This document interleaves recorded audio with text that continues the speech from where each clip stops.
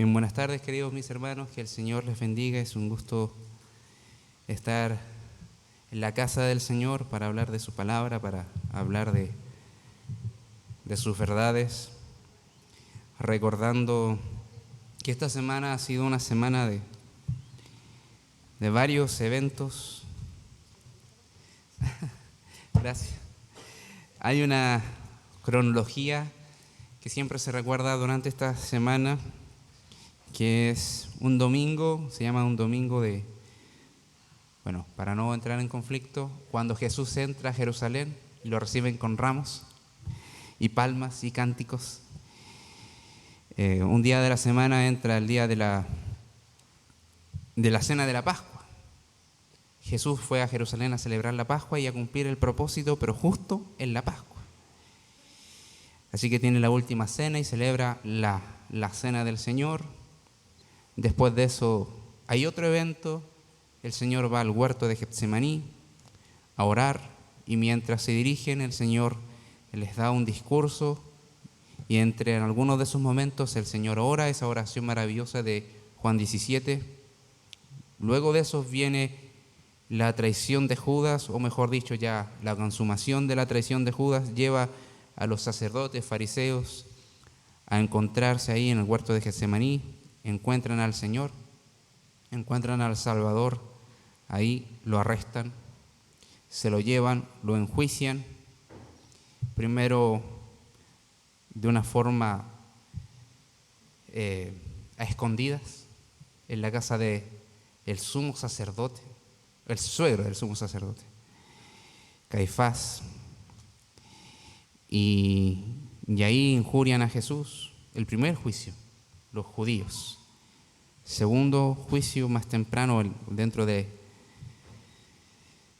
la noche, llega al pretorio romano.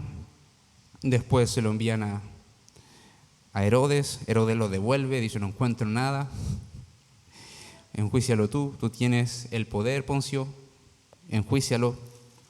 Y después llega el momento en que Poncio tiene esa conversación donde se ve confrontado por Jesús, diciéndole que el que oye la verdad, oye la voz de Jesús, oye su voz.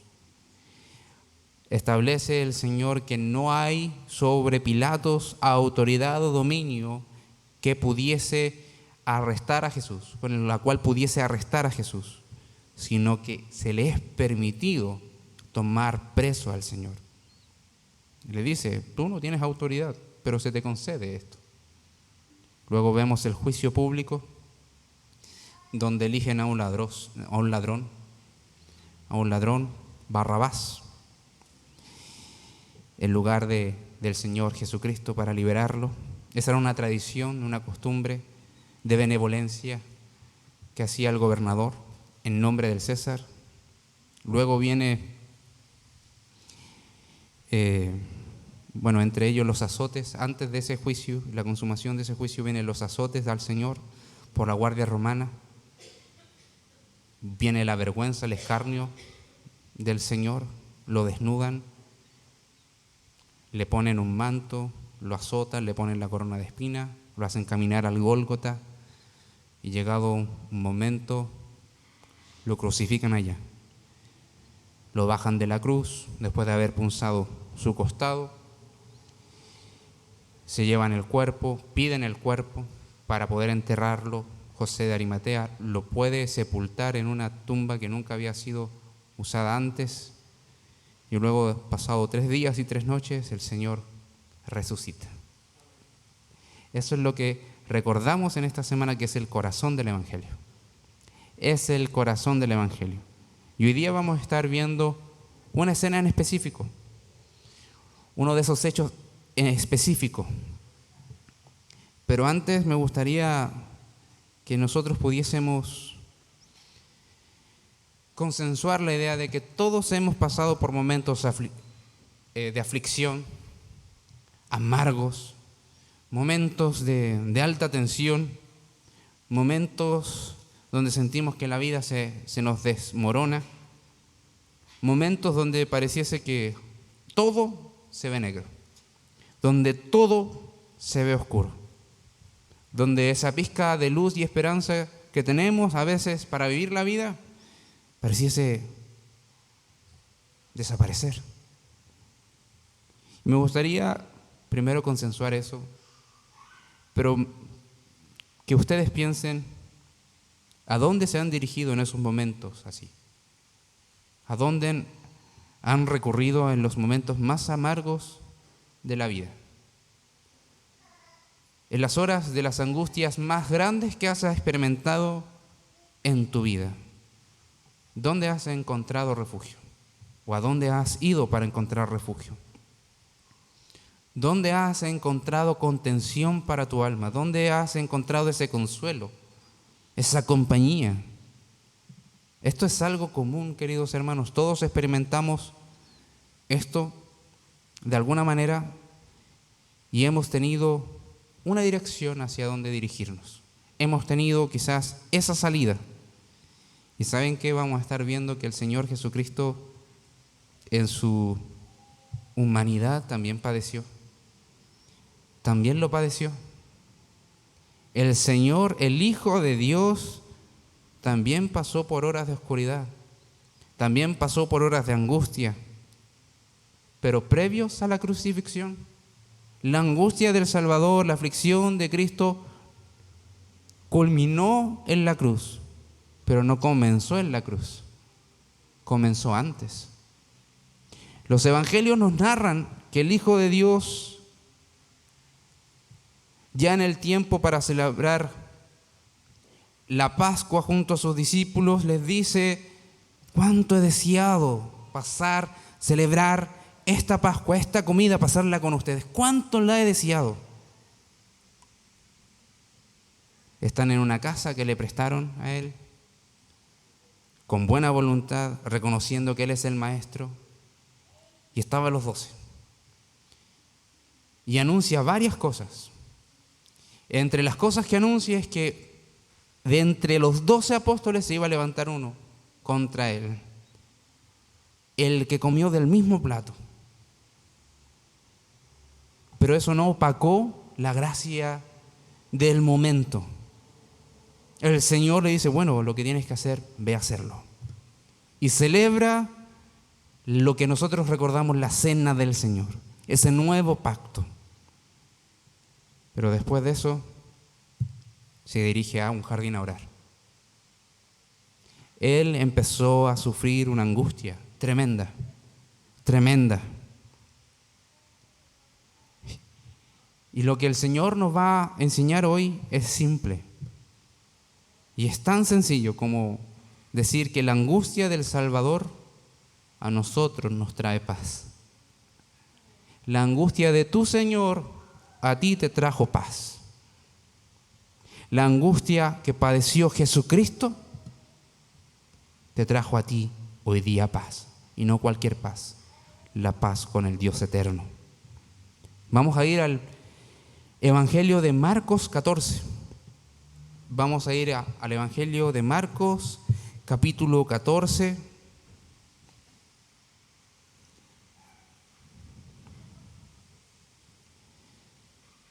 Y vamos a leer algunos versículos del 32 al 34. Perdón, 32 al 42.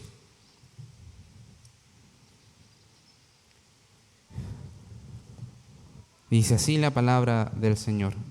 Vinieron pues a un lugar que se llama Getsemaní y dijo a sus discípulos: sentaos aquí entre tanto que yo oro. Y tomó consigo a Pedro, a Jacobo y a Juan, y comenzó a entristecerse y a angustiarse. Y les dijo: mi alma está muy triste hasta la muerte. Quedaos aquí y velad. Yéndose un poco adelante, se postró en tierra. Lloró que si fuese posible pasase de él aquella hora. Y decía: Abba, Padre, todas las cosas son posibles para ti. Aparta de mí esta copa, mas no lo que yo quiero, sino lo que tú. Vino luego y los halló durmiendo y dijo a Pedro: Simón, ¿duermes? ¿No has podido velar una hora? Velad y orad para que no entréis en tentación. El espíritu a la verdad está dispuesto, pero la carne es débil. Otra vez fue y lloró diciendo las mismas palabras. Al volver otra vez los halló durmiendo, porque los ojos de ellos estaban cargados de sueño y no sabían qué responderle. Vino a la tercera vez y les dijo: dormid ya y descansad. Basta, la hora ha venido. He aquí, el Hijo del Hombre es entregado en manos de los pecadores. Levantaos, vamos, he aquí, se acerca el que me entrega. Titulé este sermón: Jesús en Getsemaní. Jesús en Getsemaní. Les invito a orar. Padre, en el nombre divino de Jesús, venimos a ti a reconocer la gloria de Cristo, la gloria tuya que te pertenece solo a ti. Entendemos, Señor, que nuestros esfuerzos para comprender tu palabra quedan cortos y vemos que solamente podemos verte claramente por medio de la iluminación del Espíritu. Oramos, Señor, para que este pasaje pueda ser de edificación para nuestra vida, pueda hablarnos a nuestros corazones, pueda transformarnos y cada día mostrarnos con mejor excelencia quién eres tú. Y eso lo puedes hacer solamente tú, Señor. En esta hora, en reverencia, en humildad, con sencillez, venimos a ver este pasaje, según los méritos y la gracia de nuestro Salvador Jesucristo. Oramos. Amén. Muchos dicen que este texto, muchos dicen, predicadores de antaño, teólogos de antaño, que este texto es similar a la gloria que vio Moisés cuando se presentó el ángel del Señor en la zarza ardiendo. Y que el terreno al cual nos adentramos cuando visitamos este pasaje es como si estuviéramos pisando Tierra Santa. Y la invitación del texto en sí es a sacarnos el calzado, figuradamente hablando, y estar delante de la presencia del Señor con esa sencillez. Porque lo que estamos viendo es un asunto íntimo y profundo del Señor. Estamos conociendo momentos muy íntimos del Salvador. También muchos han dicho que a lo largo de la historia, a pesar de que se predique, se enseñe, se estudie, siempre hay algo que no podemos captar plenamente. Pero lo que sí podemos ver es cómo el Señor padeció por usted y por mí. Y lo que vamos a hacer ahora es intentar hacer lo mejor posible conforme al poder del Señor para comprender este texto. Getsemaní es un jardín, un huerto. Estaba ubicado en las faldas del Monte de los Olivos, un monte muy recorrido por el Señor Jesucristo. Pero este jardín estaba al lado de un torrente, que es un canal de agua, que durante el año, en muchas ocasiones, periodos del año, se encontraba seco. El Señor, para dirigirse a este jardín, tenía que cruzar ese torrente. Puede ser por un paso habitual o por un puente. Probablemente hayan hecho un puente. El asunto es que tenía que cruzar el torrente para llegar a ese jardín. Lo curioso es que este jardín no era el único, eran muchos jardines y cada uno tenía su nombre.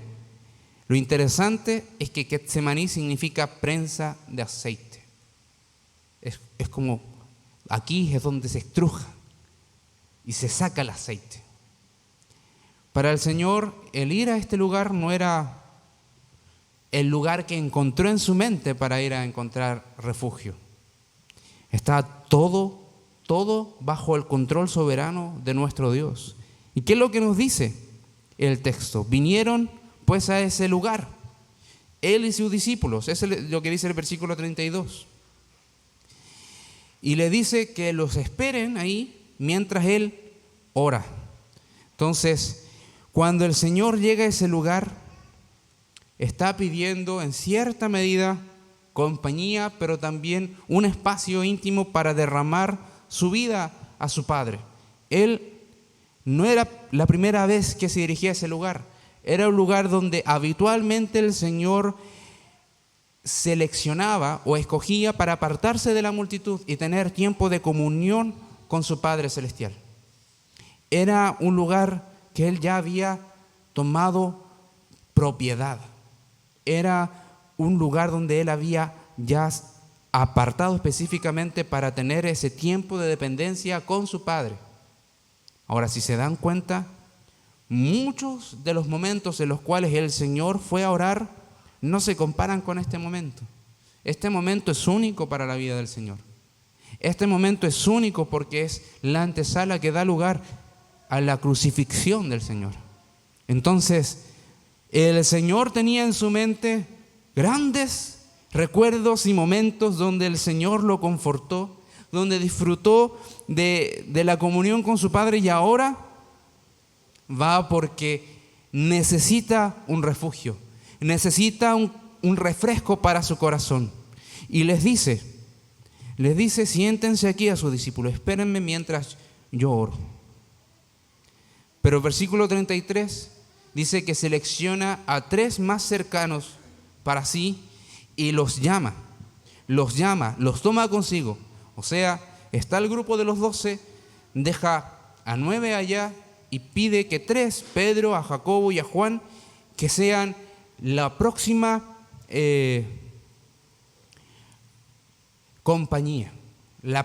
compañía terrenal. Y es interesante porque cuando los toma, no es para quizás meramente darle instrucción, sino que les abre su corazón. El relato dice que comenzó a entristecerse, comenzó a angustiarse. Cuando toma a Pedro, a Jacobo y a Juan, no es para mostrarle a ese rabí que estaban viendo que dominaba los mares, los vientos, que calmaba la tempestad, que levantaba a los cojos, que sanaba los oídos de los sordos, que daba la vista a los ciegos. Ahora se muestra y le dice y evidencia que su corazón, su alma, se estaba entristeciendo, se estaba angustiando en gran manera. El Señor no es hombre para mentir. No iba a ocultar algo que estaba padeciendo. No iba a ocultar absolutamente nada de lo que estaba sufriendo como el siervo del Señor, como el Hijo de Dios. El Señor muestra esa cercanía que tenía al menos con estos 3 discípulos, estos 3 apóstoles. Probablemente haya sido porque también dentro del grupo ellos eran los primeros que estaban dispuestos al servicio y mostraban un liderazgo, una capacidad de estar siempre a disposición, aunque a veces pecaban. Recordamos a Juan y a Jacobo cuando llegaron de una campaña evangelística y le cuentan al Señor que una ciudad no quiso recibirlos y llegan y le dicen: Señor, oramos para que caiga fuego del cielo sobre ellos. No hagan eso. No es eso. Y desde ahí se empezaron a llamar los hijos del trueno. Eran fervorosos, eran fuertes, igual Pedro. Normalmente enfatizamos más en la valentía, en el coraje de Pedro, pero Jacobo y Juan también eran valerosos. Y en el versículo 34 verbaliza cómo es ese entristecerse y ese angustiarse. Dice: mi alma. El Señor Jesucristo le está diciendo: mi alma está muy triste. Y no estoy solamente un poco deprimido, sino hasta la muerte. Este era un grito de acompáñenme. Necesito estar con aquellos más cercanos. necesito esa ayuda. Quédense aquí, velen, estén alerta, velen por mi alma, velen por esa tristeza que me está embargando y tengo un sentimiento de muerte. La gravedad de esta tristeza era mortal. Mortal. A veces nosotros tenemos algunas expresiones que no son muy literales, que digamos. Por ejemplo, cuando decimos estoy muerto de hambre, no necesariamente estamos muertos por causa del hambre, sino estamos diciendo que tenemos mucha hambre. Y así sucesivamente podemos conjugarlo con el sueño, con la risa y con toda clase de emociones fuertes. Pero muy por el contrario, queridos hermanos, aquí el Señor no está exagerando. Está describiendo tal cual lo que está viviendo. El escritor de este evangelio recibió la guía del Espíritu para registrar esta verdad del Señor. Este texto que leímos, hermanos, es inspirado y nos está mostrando la cara de la humanidad de Cristo con la que padeció por ti y por mí. Ahora es necesario, queridos hermanos, entender un poco de estos términos en el sentido original. Cuando habla de tristeza, podría entenderse como estar aturdido por un golpe fuerte, por un cúmulo de emociones fuertes que embargaron violentamente. Angustia se podría entender como estar perturbado, no tener claridad y estar sumergido en su mente por situaciones altamente agobiantes. Eso es la tristeza, un golpe de emociones fuertes. Y la angustia, estar perturbado con una pena que te abruma, que no te deja, que te da vuelta en la cabeza. No sé si le ha pasado a usted, pero el Señor lo estaba padeciendo acá. Jesús confiesa y no oculta que su alma estaba agónica, estaba sumergido en un pesar que sentía que moría.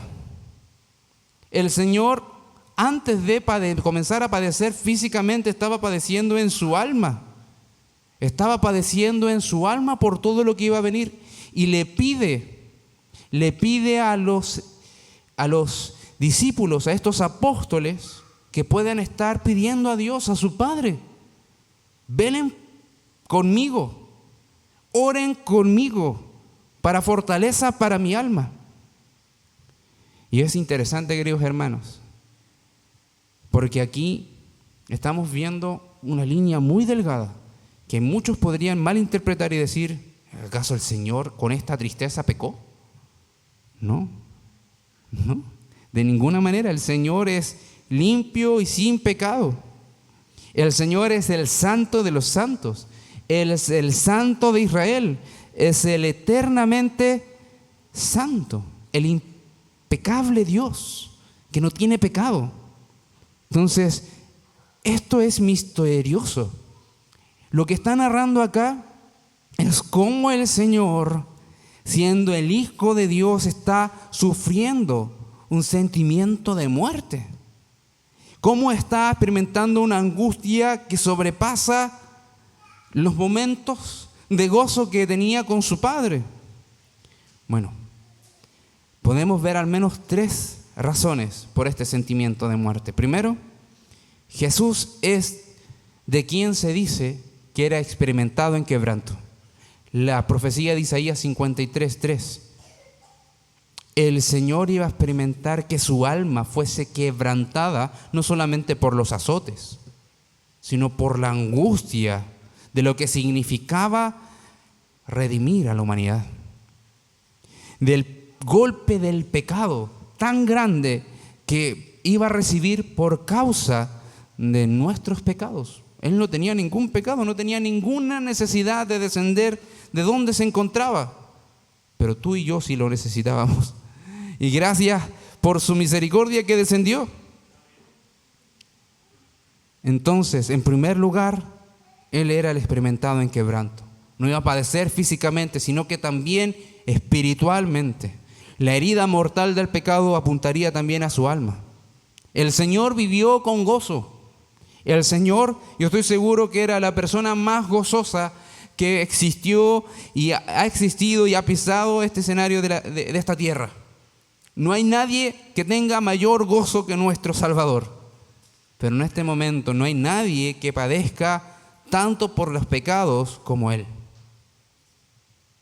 En segundo lugar, su angustia nada tenía que ver con el temor carnal de que sus carnes fuesen desgarradas, sino que en pocas horas iba a beber la copa de la ira de Dios, iba a verse abandonado por el Padre.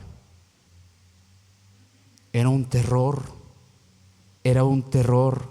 saber que al cargar el pecado sobre sus hombros, la ira de Dios descendería sobre él y también el Padre tendría que mirar hacia otro lado, no por lo que estaba pasando, sino porque su Hijo estaba llevando sobre sí toda clase de mal.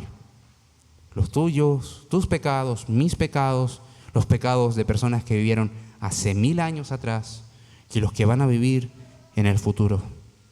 El Señor tenía todo ese peso de pecado sobre sus hombros. Y tercero,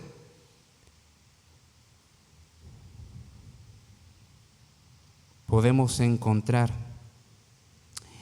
que nuestro Salvador, su corazón lleno de amor, de justicia compasiva,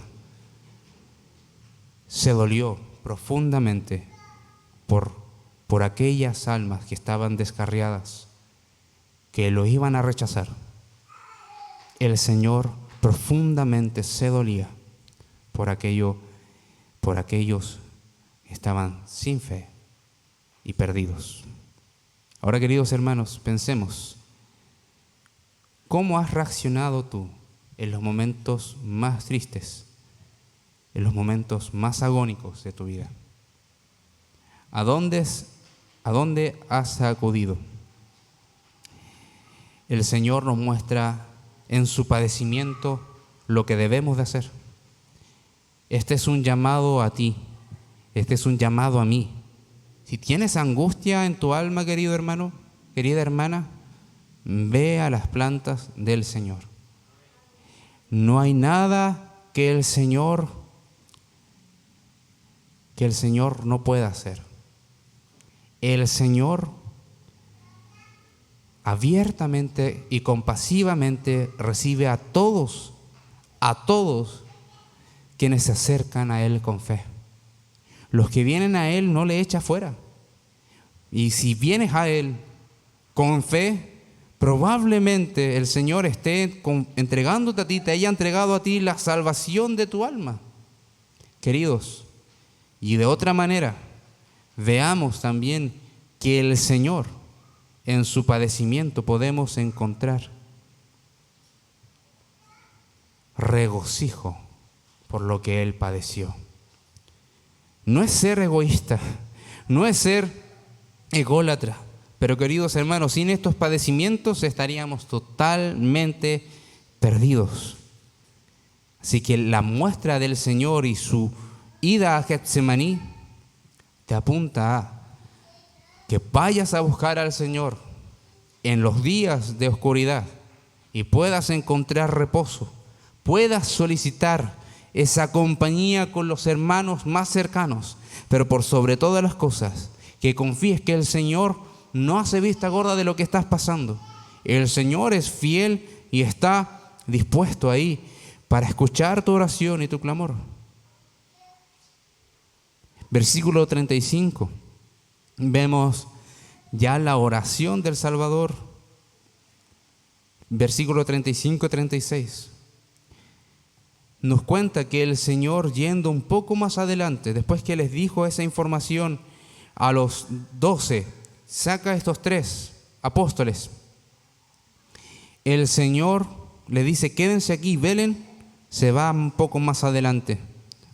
Otro evangelio dice como al tiro de una piedra, más o menos.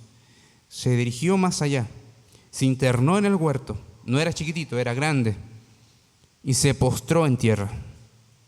El Señor acudió al Padre en oración, buscó ese lugar predilecto.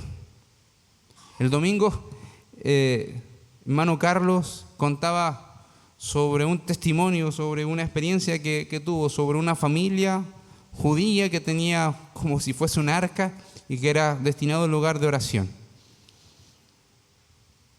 Miren, no es necesario quizás que tengamos un arca, una mini capilla en la casa, pero si tienes un lugar específico para pasar las penas, un lugar específico donde derramar tu corazón a Dios, un lugar específico donde has batallado en oración durante tanto tiempo, ¿por qué no hacerlo? El Señor se postró en tierra en ese lugar predilecto que Él tenía para orar. No solamente cerró los ojos, tocó su cabeza en tierra. Tal era la angustia, tal era la pena, que postró todo su ser, postró su cabeza, se humilló delante del Padre, se humilló delante del Padre implorando, con una intención mediante su oración: si fuese posible, pasa de mí aquella hora, pasa de mí esta hora. Versículo 36 dice: Abba, Padre, todas las cosas son posibles para ti, aparta de mí esta copa, que no se haga lo que yo quiero, sino lo que tú. Queridos hermanos, podemos encontrar acá algo maravilloso. Primero, el Señor reconoce que el Padre tiene la capacidad de hacer todas las cosas. Y honestamente ora al Padre diciendo: si tienes un camino para redimir a la humanidad distinto a ser yo golpeado por el pecado de la manera que lo voy a vivir, hazlo. Si fuese posible, pasa de mí esta hora. El Señor sinceramente estaba orando, no le estaba ocultando nada a su Padre. Y por eso viene este término, Abba, que aquí lo traduce inmediatamente. Cuando usted ve Abba, Padre, no es Abba Padre, lo está traduciendo el escritor, para que nosotros lo entendamos. Pero nosotros sabemos que, o al menos manejamos un poco del conocimiento de esta palabra. Abba es una expresión aramea que busca decir papi, como cariño. Papito no se ajusta mucho porque no es un diminutivo, sino es una expresión de cariño. Ahora, si nosotros usamos papito como sinónimo de Abba, tiene que ser con la idea de amor, de comunión, de reconocimiento y autoridad, nunca de diminutivo. Entonces le dice: todas las cosas son posibles para el Señor. Sabía que su Padre podría tener un camino alternativo. El Señor reconoce que para el Padre era posible tener un camino alternativo, pero solo si el Padre lo deseaba. ¿Se dan cuenta la humana, divina obediencia de nuestro Salvador? Aquí estamos viendo tanto la gloria del Hijo de Dios que caminó sobre el mar, pero que aquí está hablando su naturaleza humana y está diciendo: aparta de mí esta copa, que es la ira de Dios, el padecer en la cruz, recibiendo la furia del Dios eterno contra todo pecado. Hermanos, cuando decimos, ¿de qué nos salvó el Señor? ¿De qué nos salva el Señor? Nos salva de su propia ira. El Señor no nos salva de meramente no irnos al infierno. Nos salva de la ira de Dios, que se consume su castigo en el infierno. Muchos han dicho que lo mejor es decir, Dios nos salva de Dios mismo. Dios nos salva de Dios mismo. Pero el Señor resuelve lo que muchas veces tú y yo no resolvemos en la oración.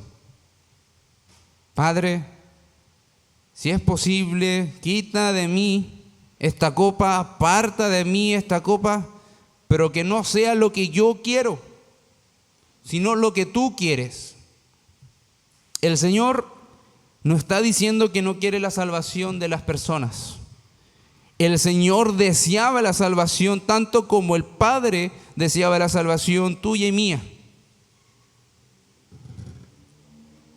Y resuelve su declaración final diciendo, Padre, estoy orando honestamente, pero haz lo que tú quieras. Haz lo que tú quieras. Y nuevamente podemos estar pensando, ¿qué es lo que ocurre acá? ¿Cómo es posible que el Hijo de Dios esté orando de esta manera? ¿Acaso no sabía que moriría por los pecadores? ¿No sabía el costo de la redención, la liberación de nuestras almas pecadoras? ¿No había anunciado él mismo su muerte 3 veces y otras más de una manera implicadas? Y si estás pensando en ciertas cosas como estas, bueno, es un camino en cierta medida correcto, pero cuidado. No te adelantes, no saques conclusiones aceleradas, porque lo que vemos acá es Jesús padeciendo como el Hijo de Dios, tanto en su condición divina y así también como lo humano que Él tenía. Jesús, al descender del trono de la gloria, tomó para sí un cuerpo humano, no parcialmente humano, sino completamente humano. Nació como todos los mortales, tuvo un crecimiento y un desarrollo como todos nosotros, pasó por necesidades como todos nosotros, padeció hambre, frío, sintió agotamiento y en algunos momentos de campañas de predicación se desmayó. Lo único que no heredó de nosotros o de nuestra naturaleza humana es el pecado. En su humanidad padeció todas las debilidades del cuerpo mortal, pero jamás dejó de ser Dios. Por eso no se limitaba a su humanidad y la expresaba. Hermanos, ser humano según el diseño de Dios no era sinónimo de ser pecador. Ahora nosotros lo entendemos así. El Señor, cuando creó el mundo, creó al ser humano en santidad. Y lo que vemos acá es el padecimiento de Cristo en semejanza de hombre en santidad. Es más, Lucas cuenta que la angustia era tal de nuestro Salvador. Lucas, griego y médico, además de historiador, dice que el Señor oraba con gran intensidad y su sudor eran como grandes gotas de sangre que caían hasta la tierra. Esto indica con mucha probabilidad una condición peligrosa llamada hematidrosis. ¿Por qué esto lo presenta Lucas? Porque él era médico y sabía el diagnóstico que se estaba tratando. Entonces, esto era muestra de una expresión de angustia llevada al extremo. Era una angustia llevada a niveles pocos comunes experimentados en la vida. Entonces, ¿qué significa esto?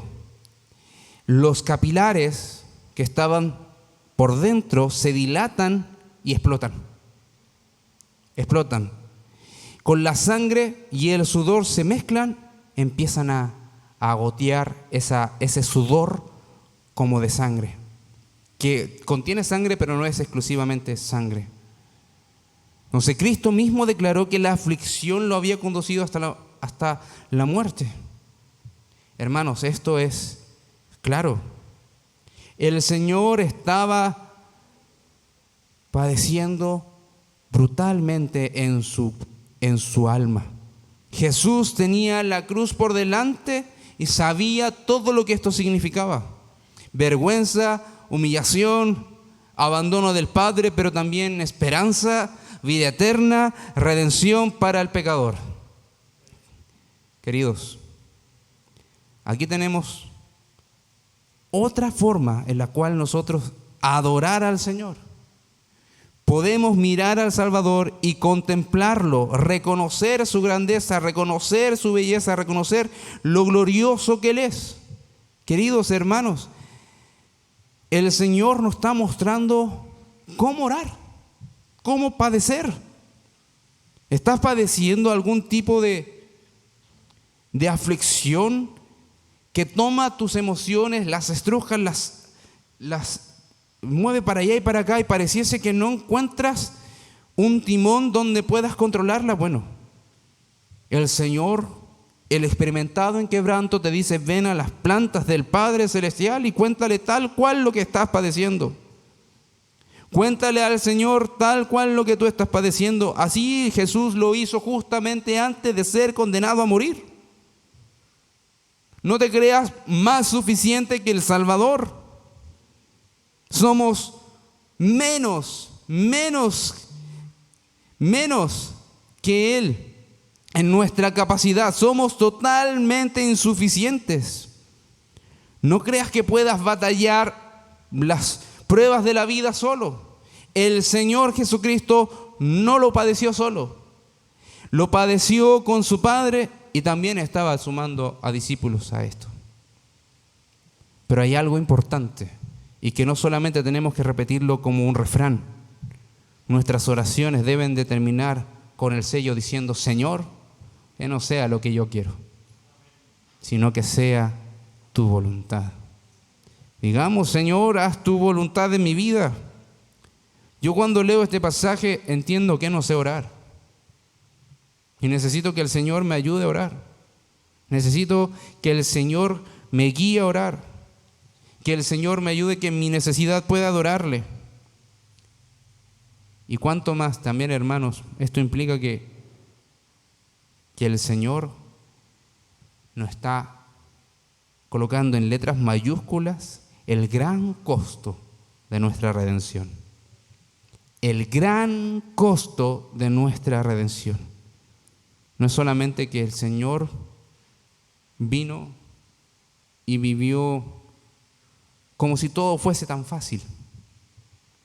Como tengo que ir a la cruz, ok, no hay problema, yo voy a la cruz. No. Él fue quebrantado, queridos hermanos, por ti y por mí. Y lo que estamos viendo es el comienzo de su aflicción. Ahora, ¿qué pasó? ¿Qué pasó con la guardia que tenía el Señor? Versículo 37. Vino a sus amigos. ¿Y cómo los halló? Durmiendo. Bueno, probablemente era de madrugada. ¿Y a quién primero reta? O sea, confronta y despierta. Pedro. Y el texto dice que le llamó Simón. Estaba enojado. ¿Acaso ustedes, los padres, tienen quizás una expresión de cariño habitual que le dicen a sus hijos, pero cuando se enojan, el nombre completo? Bueno, aquí no le mencionó el nombre que le había puesto, sino que le llamó por su nombre. Simón, ¿duermes? ¿No has podido velar una hora? Y les dice, les advierte: velen y oren para que no entren en tentación. El espíritu, la verdad, está dispuesto, pero la carne es débil. Velar, estar alerta. Hermanos, aquí hay una perla preciosa que muchas veces pasamos por alto. Pasamos muy por alto, muy por encima. Y no vemos lo importante y vital de de la oración. Si eres creyente, yo podría preguntarte, ¿te gusta pecar? Y quizás podría decir, no, detesto pecar. No me gusta ofender a mi Señor. Pero ¿sabes qué? Debes de entender que debes de estar en una condición de alerta constante. Estar en guardia constante. Porque ¿sabes qué? Tu espíritu puede tener un deseo de agradar a Dios. Y es verdad. El espíritu a la verdad está dispuesto a servir a Dios y someterse a su voluntad. Pero ¿sabes qué? Una segunda noticia, tu carne es débil. Tu carne es muy débil. Entonces aquí nos está diciendo que para resistir ante el pecado y a la tentación, tienes que mantenerte alerta. No mirando así, desconfiando de todos. En oración. Estar delante de la presencia de Dios y reconociendo, Señor, estoy siendo tentado. Señor, esto me está pasando. Padre, ¿sabes qué? No puedo con esto. Pero no lo hagas con un sentimiento de frustración. ¿Cuántas veces hemos ido a la oración diciendo, ya, voy a orar a ver si el Señor me da la salida? Y después de que oro, pasan quizá el día y vuelve lo mismo. Pareciese que el tiempo que invertimos en oración no fue tan efectivo. Queridos hermanos, esa es una mentira de nuestra carne que muchas veces utiliza Satanás. Cristo te está diciendo, cuidado, la tentación está ahí, el espíritu de la verdad está dispuesto, pero la carne es débil. Y estos hermanos lo iban a vivir. Ellos querían estar con su Señor, ellos querían estar con Cristo, ellos querían apoyar y servir a Cristo, pero no velaron, no estuvieron orando, pensaron que tenían que estar solamente despiertos. ¿Pero qué les pasó? Se cayeron en sueño de nuevo. Se durmieron 3 veces, queridos hermanos. Una fue una estancia de 1 hora. Quizás, ¿cuántas veces el Señor fue después de quizás 1 hora de nuevo? 3 horas quizás orando al Señor, intercediendo con esta angustia, y los convoca y le dice, ¿saben qué? Les comparto mi corazón. ¿No les ha pasado que de repente usted abiertamente comparte algo precioso que le está pasando y la reacción que tiene de vuelta es como, no sé cómo reaccionar? No es con esa afinidad que estabas esperando. Bueno, al Señor también le pasó acá. Las personas que le compartió su aflicción no entendieron. No la entendieron como tal. Y por último, que se mantenido despierto 1 hora. Pero no pasó. No pasó. Y el Señor volvió a orar lo mismo diciendo, Señor, Padre, haz tu voluntad. Que no sea lo que yo quiero, sino lo que tú quieres. Lucas retrata mucho los efectos que tuvo este momento en su cuerpo, pero también retrata algo maravilloso que pasó. El consuelo viene de Dios, queridos hermanos. Puedes ver a hermanos muy maduros, muy sabios en la Escritura, pero también son débiles en cierto sentido. Tú puedes confiar en ellos, sí, y ellos te pueden responder una palabra correcta de parte del Señor. Pero es Dios quien vivifica esa palabra que te dicen para fortalecerte. Porque Lucas 22:43 nos dice que el que vino a fortalecer al Señor fue un ángel del cielo. El que conforta es el Señor. El que conforta es el Señor. El que consuela es el Señor. Dios Padre envió a servir a Jesús un ángel, un mensajero celestial. Y es interesante ver que el término que se utiliza para hablar de ser fortalecido no implica fuerza física, sino con una fuerza anímica, pero por un proceso reflexivo. Te lleva un conocimiento a tu mente y provoca un ánimo, provoca una fortaleza. Es como cuando le dicen a ustedes: ánimo, vamos que se puede. Ojalá ese ánimo fuese suficiente para que me entrara esa fuerza que necesito para el día a día. Es diferente decir que el Señor te fortalezca, que el Señor renueve tus fuerzas, que el Señor guíe, que el Señor traiga sobre ti paz. Hermanos, esas verdades profundas alientan. Y probablemente el ángel no vino con un mensaje nuevo, vino recordándole lo que Jesús ya sabía. Él sabía perfectamente lo que iba a padecer y sabía que había un gozo que le hacía menospreciar el oprobio. Jesús siempre tuvo un gozo que le hacía menospreciar la vergüenza, el sufrimiento, los clavos. Le hacía sentir que nada podía detenerlo.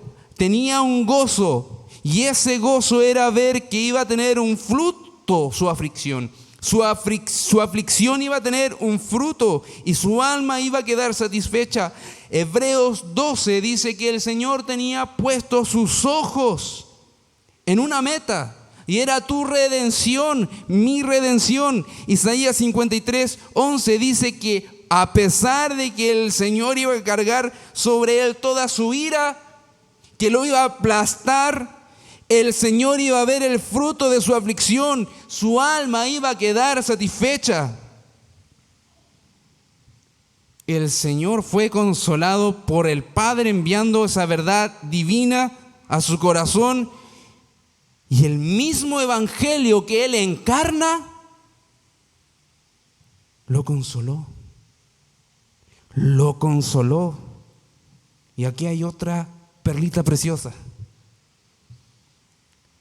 El evangelio es suficiente para todas las necesidades que tenemos en esta vida. El evangelio de nuestro Señor, de nuestro Padre Celestial, es suficiente para todo lo que necesitamos en esta vida.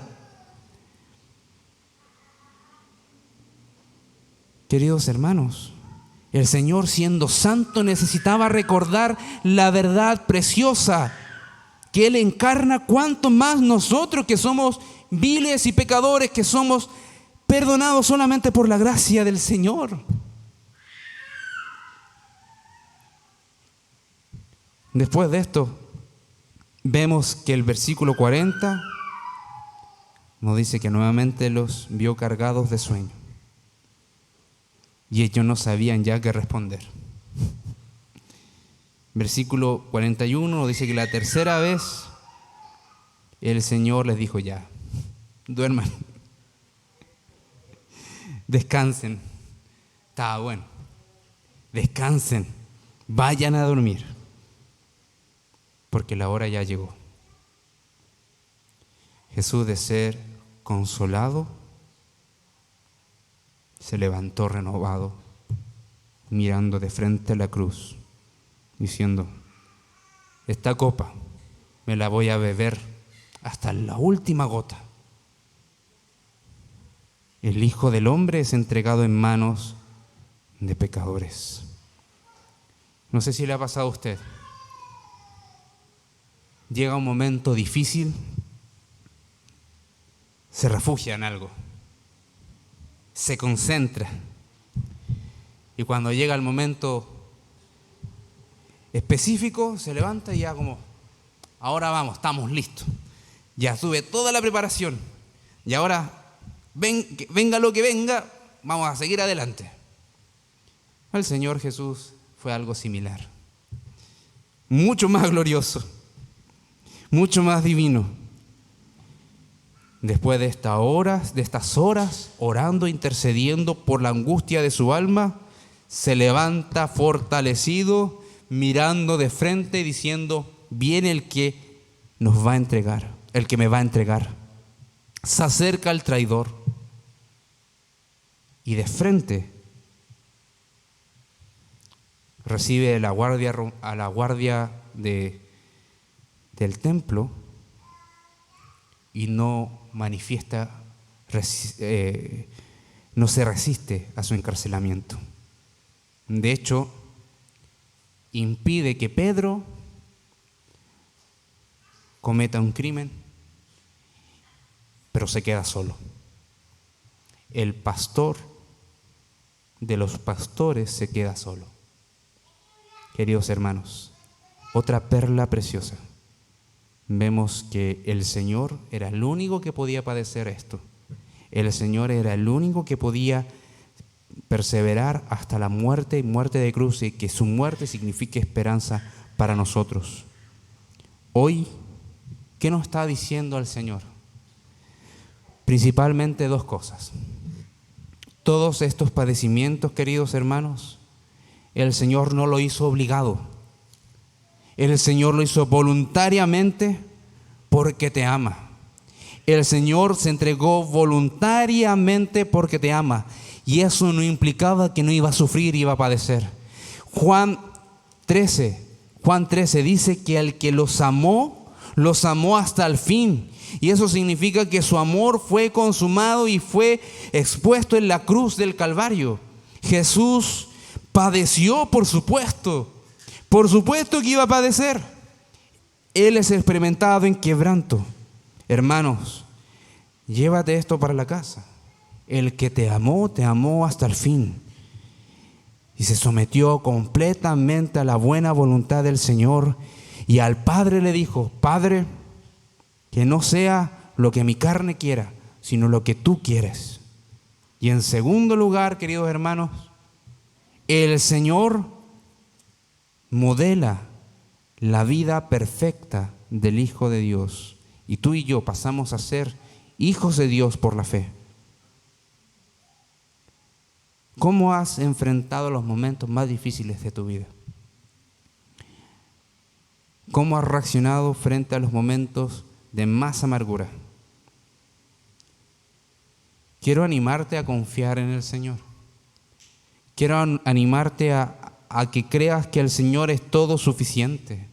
Animarte que el Señor está consciente de tus necesidades y que no está ajeno a los padecimientos nuestros.